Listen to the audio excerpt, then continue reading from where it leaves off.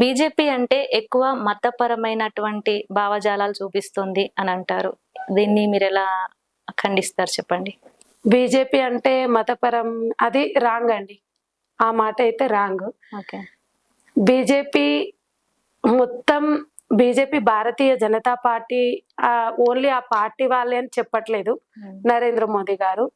అలా అనుకుంటే మొన్న జరిగిన వక్ఫ్ బోర్డ్ గురించి మన ముస్లిం పెద్దవాళ్ళందరికీ మార్చింది. అదెవరు ముస్లింలకు సంబంధించింది కదా. చెప్పండి, ఇప్పుడు పాకిస్తాన్ వాళ్ళకు కూడా ఇంత గొడవలు చేసిన తర్వాత కూడా వాళ్ళ మీద ఎప్పుడు అటాక్ చేయొచ్చు, కానీ వాళ్ళు ముస్లిమ్స్ అని చెప్పేసి వేరేగా చూడలేదు కదా. అంతా మనమంతా ఒక్కటే, మనమంతా హిందువులం. అంటే హిందువులం అని కాదు, మనమంతా భారతీయ జనతా పార్టీలోకి రావడం లేకున్నా, కొంతమంది కాంగ్రెస్ పార్టీలో ఉన్నా, బీఆర్ఎస్ పార్టీలో ఉన్నా, టీడీపీలో ఉన్నా, ఏ పార్టీలో ఉన్నా వేరు వేరుగా అనట్లేదు.